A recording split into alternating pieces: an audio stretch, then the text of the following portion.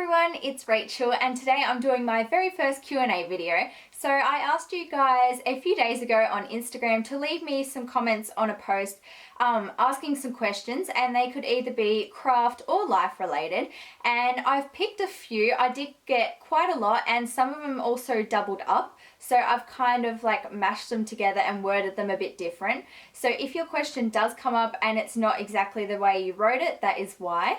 I'm also really sorry if I didn't get a chance to pick your question and answer it, because I received a lot more than I thought I would. So if you guys really like this video, give it a thumbs up and I may do another one in the future. So Morgan has asked, how many siblings slash pets do you have? And very similar, Anisha has asked, do I have any pets? So starting off, I have one sister. She is 17, so she's my younger sister. Her name's Sarah and she has been featured in some of my videos if you've seen her in those ones. And then for pets, I have one cat and her name is Rose. She's also been in some of my videos, like at the beginning in like the little transitions where I show my charms. And yeah, we also have like a family pet. It's more my sister's. It's a Mexican walking fish, a gold one, and her name is Trixie. Molly, Ava, Sheena, Chloe, Mandy, Mitt, Julia, Pizzelle, and Kenzie all want to know, when did you start clay and what's the first charm you made? So I started clay in January of 2012, and I received my first blocks of clay for my 16th birthday, because up until then I found out about polymer clay, so I binge watched a heap of YouTube videos and became really inspired to start making my own. So I asked my parents for some clay and then they got it for my birthday, and that's when I started. As for my first charm, I made a little purple strawberry, which I'll show you here. And this charm is actually inspired by my sister's pajamas. So that morning I decided I wanted to make clay. I was trying to like think of ideas and I saw her pajamas, and that's where that idea came from. Asha would like to know, when did you first start selling your charms? I started clay in 2012, the beginning, and I started selling my charms at the end of 2014, mainly because of demand. So on Instagram, a lot of people, when I would post just my charms that I made for my personal collection, a lot would ask for like if I sold them, and I had to keep denying people and saying, no, I don't have a shop, I'm sorry, I don't sell them. So eventually I did start selling on Instagram. I would list them on there and the price, and I'd just say like, contact me if you're interested in buying them. But then because I started getting so many requests, I was kind of like, right, it's just time to start an official shop. And then that's how I did it. I registered on Store Envy and created my Creative Rachie store. Lisa would like to know, does clay provide a good source of income for you? And then a very similar question by Joan, do you earn money by posting videos on YouTube? So my main source of income is not at all like my crafting. I do have a like part-time job. I go to university, so my job is only part-time, not full-time. So that's mainly where I get my money from. All my crafting clay sort of stuff is just a hobby that I do in my spare time. And then so that's like the store side of things. And then to answer the question on YouTube, yes, I do earn money on YouTube. I have my videos monetized, which means that ads come up on the side or at the start of the video, and I do earn a small amount of money from those as well. Rachel would like to know, what type of crafts have you not tried before that you would like to, and do you accept trades? If no, why? First of all, very nice name. To answer your question, crafts that I haven't tried before, I really want to try like a pottery wheel. So still clay related, but you know, like the wheels that spin and you kind of like shape like a bowl or a vase or something. I thought that would be really cool. And then I kind of want to try like a 3D doodler as well. If you've seen those on YouTube or around, they look really fun. But to answer your other question, do you do trades, and if no, why? No, I don't do trades, and the main reason is because I don't have a PO box, so they would have to be shipped to my home address, And just because you can never really be too careful online unless you really, really know the person, I wouldn't want to be giving out my home address. Next up, I have a lot of similar questions. So Ella, Hannah, Emily, and Ashley all asked, what do you study at university and when do you graduate? Clay Corner Creations asked, beside doing clay, what is your dream career? And Emily asked, what did you think you were going to be when you were younger? So at university, I study a Bachelor of Education, Early Childhood, which means that I can work with children between birth to grade 6, so like 12-year-olds roughly. But I want to use my degree to teach in primary school, or elementary school as you may call it. And yeah, I graduate this year or like next year. This is my very last year, so it's a 4-year course and I'm currently a 4th year student. So yeah, as Clay Corner Creations asked, besides clay, what is your dream career? That is my dream career, being a primary school teacher. And then Emily's question, what did you think you were going to be when you were younger? I do remember when I was in prep, which is the first year of school, so maybe you might call it kindergarten, when the teacher asked everyone draw a picture of what you want to be when you're older. Everyone did like ballerinas or astronauts or scientists, and I remember that I did a teacher. So that is always what I've wanted to be. I don't know, I've just always stuck with teaching, and I'm happy I did because I really love it when I go out and do work experience. I really find it fun, so I'm looking forward to actually getting into the classroom and being a teacher. Zoe would like to know, did you have any problem with a follower in YouTube or Instagram? And then very similar, Samuki asked, who doesn't appreciate your work? So I think we've all had problems with people on Instagram. My main problem is when people repost or steal my photos and don't give me credit. So they might use it as their like display photo, or they'll just post it to their account and claim that they made it when it clearly has a Rachel H96 watermark on it. So what I do in those situations is don't be violent is the main advice I could give you there. I usually just send them like a private message nicely asking them if they could remove it, because it's technically stealing if they don't, and then usually they're quite happy to because they're not aware, and they're usually like, they turn out to be really big fans of mine and everything's all good. The other thing being, who doesn't appreciate your work? No matter what you do in this world, you're always going to have haters. Just someone who just doesn't agree with you. Most times haters come because they're either jealous or they feel threatened by your work. So you could kind of feel proud of that if you like. If someone feels threatened by your work, you're obviously doing a good job. So the best thing to do is ignore them. And I'm not going to lie, I do delete hate comments, negative comments, because my channel isn't a negative place. I want it to be a happy place where crafters can come and learn new things. So you can have your opinions, but just don't post them on my videos or they will be removed.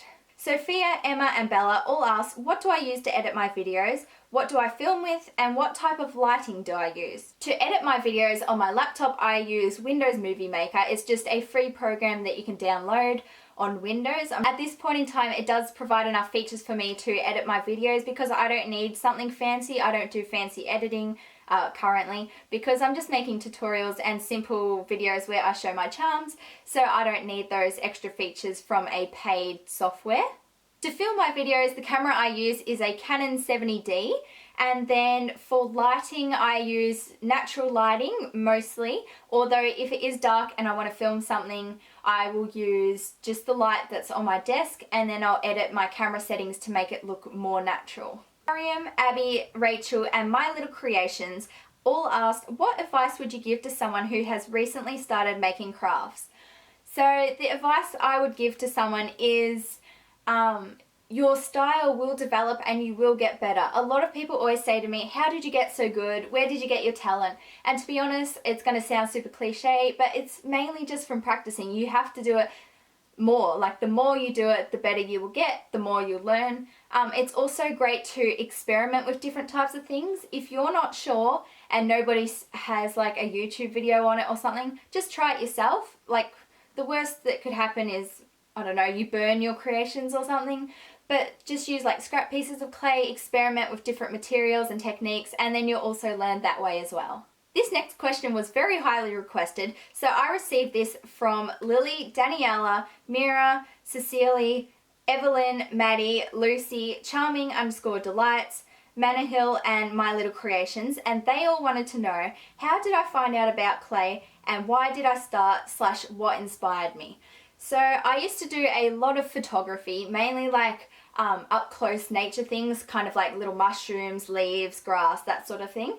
I used to post my photos after I would edit them on an art website called DeviantArt, which you can all search and find if you like. And then I used to follow, it was kind of like Instagram where you follow people and stuff like that. I used to follow a lot of different photographers, and then one of them one day posted a photo of a clay charm they had made, and I was really curious as to how they made like a 3D thing. I don't know. So I commented and asked them, and then they commented back and said that it was polymer clay. It's an oven baked sort of clay. You can easily find it, and then you know, you can glaze it, you can paint it, it can be coloured. So I researched it a lot from there online. I watched a lot of YouTube videos. So I guess that's really who inspired me to start, and then that's also how I found it. Did that answer all the questions? I'll just check.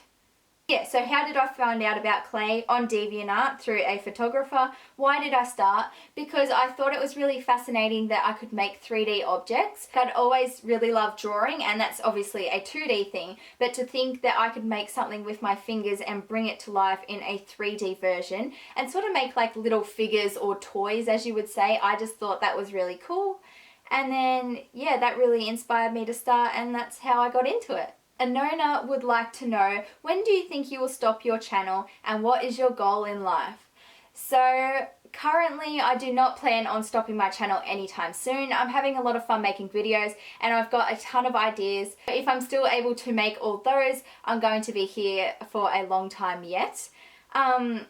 What is my goal in life? That's a very deep question, but I did think about it, and I think my main goal is going to be very cliche, and I'm going to say to be happy, but also to make an influence on other people's lives, either to make them happy as well or have some kind of impact.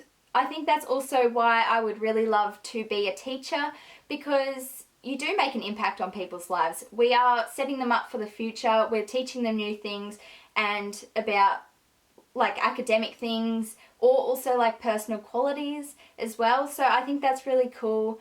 You know, like when you're older and people ask you to think back about like the best teacher you ever had, the one that made an impact. I would love for my students to think back and say, Miss Haitley was that teacher. Isabel and Anisha both asked, where did you get your cupcake base mold? So I got my cupcake base mold from Miniature Sweet. I'll put a link down in the description box where you can find it, and it's the 14mm mold. Rebecca would like to know, do you have another job other than making YouTube videos and making charms for your shop? If so, what is it? So my other job at the moment is working in a bakery, which is my part-time job. I've been there since school because it was like my after school job, and I've just stuck with it throughout university, and of course I'm then learning to be a primary school teacher. Nibros, Tegan, Coco Charms, Ali and Sophia asked, how and where do you get inspiration and motivation? And then, do you ever get crafter's block and how do you overcome it?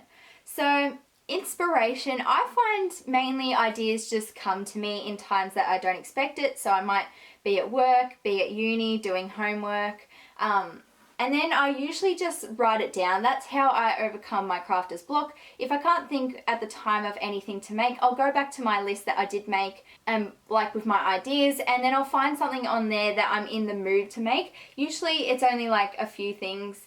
I really have to be in the mood to make a particular charm. I can't just choose anything off my list and make it. I have to like really be feeling it. So yeah, I get most of my ideas when I can't actually craft, which is like when I'm super busy with uni and I have a bunch of assignments and I just kind of like, ban myself from crafting pretty much to get everything done. That seems to be when the most ideas come into my head. So I'll sketch my ideas or I'll write them down, and then when I am available to craft, I'll go back to them and then go from there. Sometimes if I'm wanting to make a particular charm as well, like something floral for example, I'll just look it up on Google or Pinterest.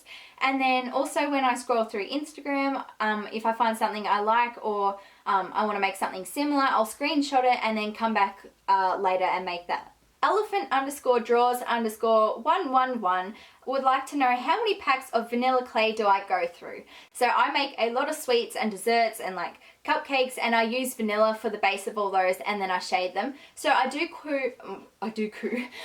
go through quite a few packs of vanilla clay, but I also like to mix it with Sculpey Translucent, because as well as making it soft, it also gives me larger amounts.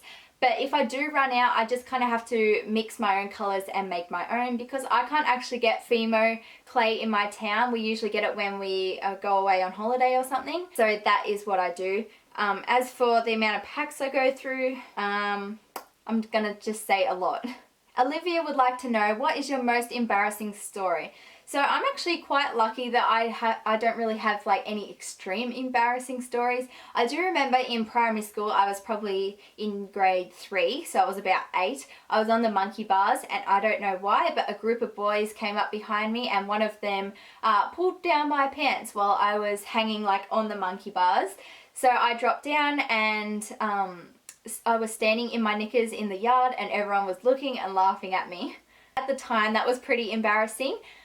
Also one time in year 7, so I was 12 years old, we had to get an injection, and we went back to our class, which was science, and I wasn't feeling that well at all, and I couldn't, like, my vision went. I couldn't really see, everything was blurry, and my ears started popping and I couldn't really hear properly either. And I told my friends, I'm like, I can't see the board. And they were like, don't be ridiculous, Rachel, you're just being silly, you're fine. The next moment, I'm sorry if you don't like spew, but I don't like it either. I just vomited everywhere, all over my books, my pencil case, my pens, the floor, my uniform, my shorts, my legs. It was horrible, and the teacher didn't even notice. She was facing the board writing at the time. So then someone put up their hand, they're like, Miss, Rachel just vomited everywhere, and it was so embarrassing at the time. But now that we think about it, like my friends and I, it's actually one of our really funny memories that we love to talk about. So yeah, at the time it wasn't fun though. Emma wants to know, have you always enjoyed crafting since a young age, and what did you like making? And then McKenna and Martha both ask, does my craftiness run in the family? So when I was little, I really loved drawing and also painting. I remember at kindergarten, or preschool as you may call it, I was always at the crafty table. I didn't really have anything in particular, I just loved making yeah, like craft, like making things, or also arty sort of things, like painting on the easel, for example. When I was younger, I used to do a lot of drawing and crafts with my dad. So he's very good at drawing, and I'm gonna say that's where my craftiness comes from. I learned a lot from him, and he sort of became like my inspiration, and I guess how I kind of got into crafts. Nay would like to know, how do you price your items in your shop, and how long does it take to restock? Price my items, my base price used to be $5 because if you didn't already know, I used to sell my charms at the bakery. I used to sell like bakery type charms, and they would be $5. So then when I started selling online, I would kind of think, you know, if the charm was more difficult or it took me longer, I would go up from $5. But if I found it easier, or I used like a mold or something, I would go down from $5.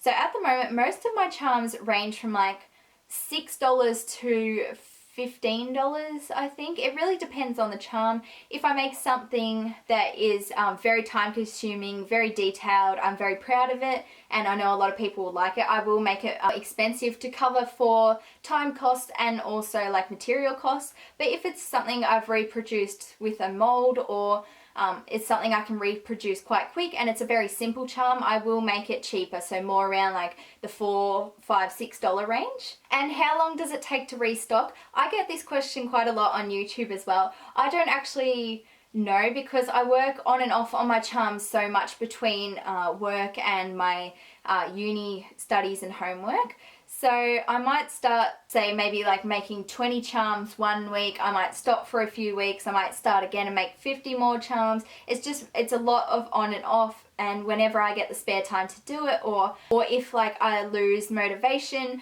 I won't want to do it. So I still try to be productive. Instead of making charms, I might glaze them, or I might prepare things like my packaging materials, that sort of thing. To restock, it also depends on how many charms I make for the restock. I do tend to like make quite a few. To answer your question, just like you, I'm not 100% sure how long it takes because it can be quite varied. So that is all the questions I'm going to be answering in today's Q&A. I'm really sorry again if I didn't answer your question. I did receive a lot and I tried my best to answer ones that I thought were helpful and ones that I also thought you would get to know me a little bit better. If you would like me to do another one of these videos, don't forget to give this video a big thumbs up. Also subscribe to my channel if you haven't already, and I'll see you next time. Bye guys!